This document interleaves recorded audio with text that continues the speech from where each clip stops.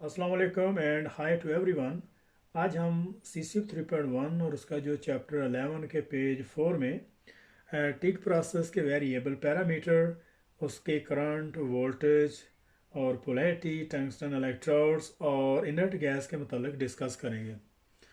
तो सबसे पहले हम स्टार्ट करते हैं यहाँ पे वेरिएबल पैरामीटर्स में। नंबर 1, आर्क वोल्टेज में the arc voltage of the TIG welding process is a variable by the type of the gas being used and change in the arc length as in MMA and soundness of the connection। यहाँ तक।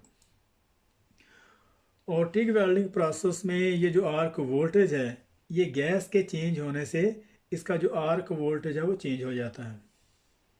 जैसे दूसरी नट gas में अगर हम helium की बात करें तो उसकी जो पेनिट्रेशन है वो ज़्यादा होती है। मतलब अगर हम यहाँ पे हीलियम गैस अगर इस्तेमाल करते हैं तो उसकी जो आर्क वोल्टेज है तो हीलियम की जो पेनिट्रेशन है उसकी वजह से जो है चेंज हो जाती है। And change in the arc length as in MMA and soundness of the connections. और टिग वेल्डिंग प्रोसेस में अगर इसके जो कनेक्शन है वो साउंड नहीं है तो उससे भी इसकी जो आर्क लेंथ है वो चेंज हो जाती है, जैसे कि MMA वेल्डिंग प्रोसेस में होती है। तो यहाँ पे टू क्वेश्चन बनते हैं कि टिग वेल्डिंग प्रोसेस के अगर कनेक्शन साउंड ना हो तो क्या फॉल्ट आता है। तो वो बहुत सारे जो है वो हिंट दिए होंगे, तो आपको जो आर्क लेंथ पे क्लिक करेंगे, मतलब आर्क लेंथ का जो है मतलब उसमें आर्क लेंथ जो है वो चेंज हो जाती है। अगर कनेक्शन साउंड नहीं है तो उसमें आर्क लेंथ जो चेंज हो जाती है। और आर्क वोल्टेज जो है वो गैस बीइंग यूज्ड। तो अगर हम गैस चेंज करते हैं नट गैसेस में, अगर कोई भी गैस अगर वहाँ पे चेंज कर देते हैं तो उसके आर्क वोल्टेज जो है वो चेंज हो जाते हैं। यहाँ पे दो किस्म के यहाँ पे आंसर क्वेश्चन बनते हैं।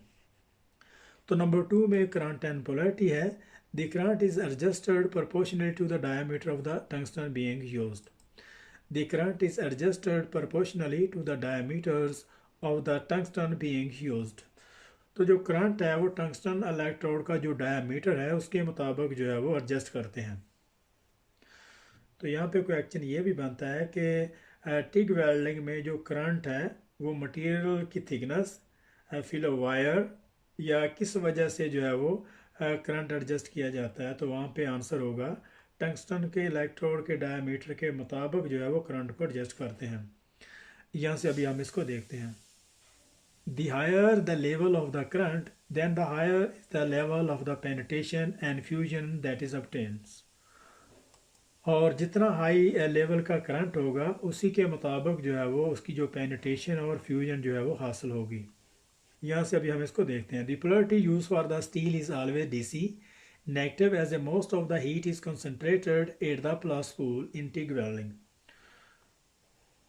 और इसकी जो हीट है वो ज़्यादातर जो है वो प्लस पूल पे कंसंट्रेट करती है। टिग वेल्डिंग प्रोसेस में जो हीट है वो ज़्यादातर प्लस पूल पे कंसंट्रेट करती है। प्लस पूल पे अराउंड 70 के लगभग होती है, और अगर हम जो नेगेटिव साइड पे बात करें तो वहाँ पे 30% जो है वो हीट होती है टिग वेल्डिंग प्रोसेस में।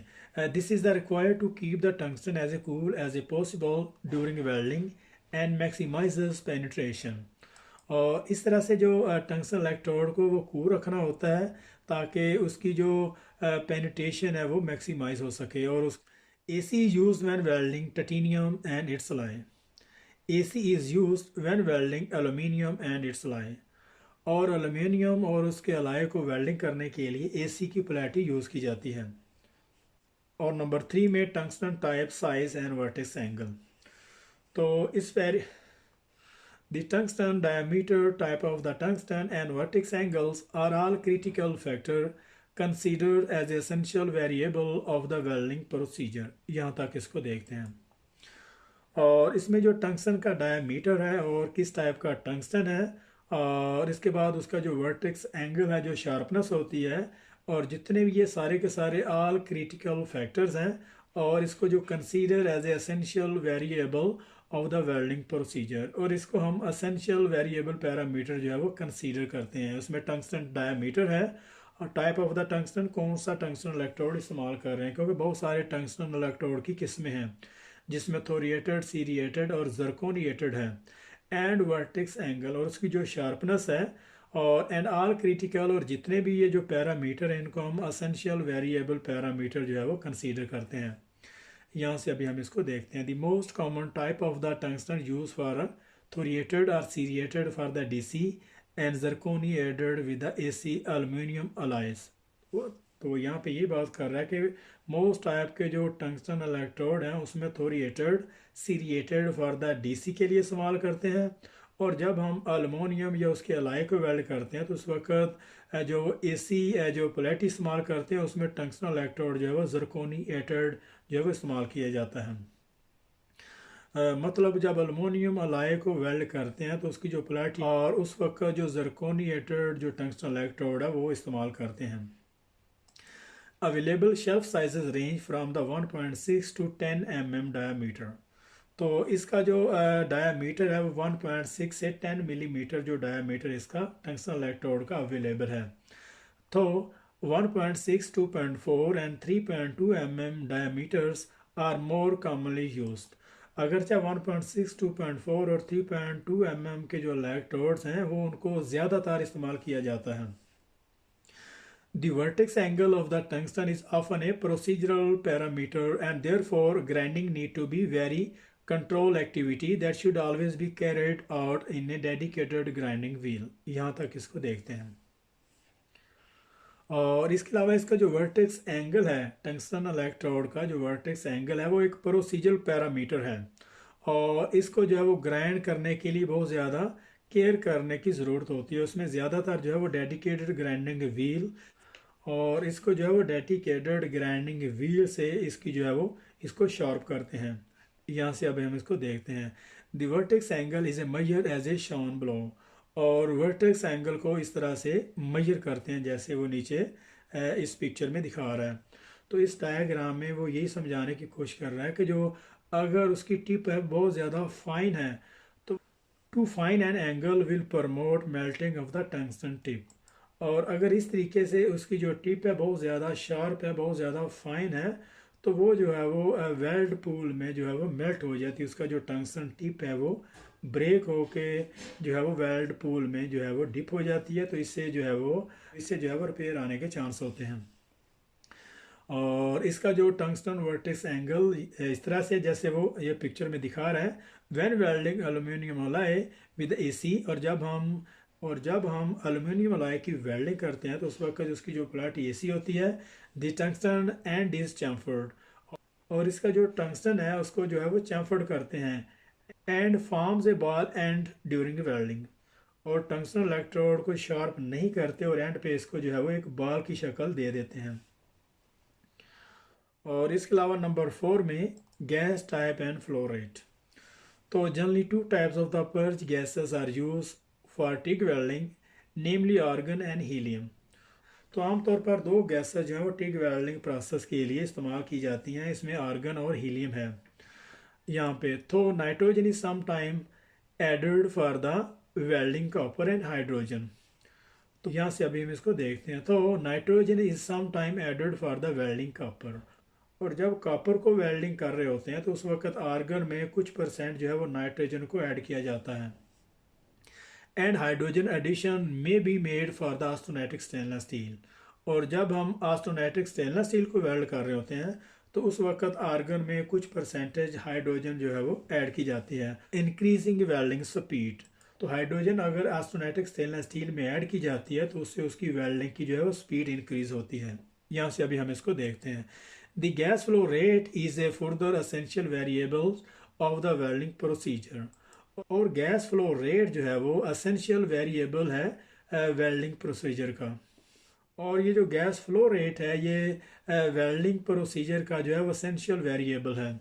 This will change on joint types and the welding position and gas type, और this will change on joint types, welding position and gas type. और ये वेल्डिंग पोजीशंस और गैस टाइप और joint type के change होने से इसकी जो फ्लो रेट है वो भी चेंज हो जाता है।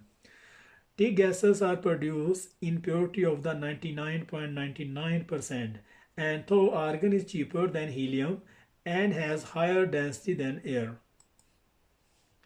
तो टिग वेल्डिंग प्रोसेस में ये जो गैसेस इस्तेमाल होती हैं ये प्योरिटी 99.99% होती हैं।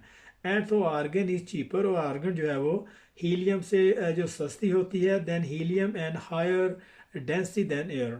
और ये जो 99.99% इसमें प्योरिटी होती है, और ये आर्गन जो है वो हीलियम से सस्ती होती है, और इसकी जो डेंसिटी है वो एयर से ज़्यादा होती है।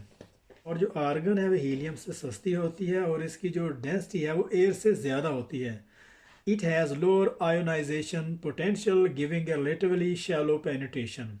और इसमें जो इसकी आयोनाइजेशन पोटेंशियल होती है, जैसे कि इसकी जो पेनिट्रेशन है वो शैलो होती है, मतलब कुछ डीपर पेनिट्रेशन होती है और कुछ जो है वो शैलो होती है, डीप भी होती है, उसके साथ साथ वो चौड़ाई में भी होती है। तो लेकिन आर्गन की जो पेनिट्रेशन है वो शैलो होती है।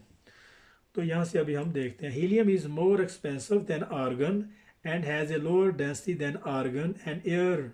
Helium is more expensive than argon, helium जो है ये आर्गन से महंगी होती है।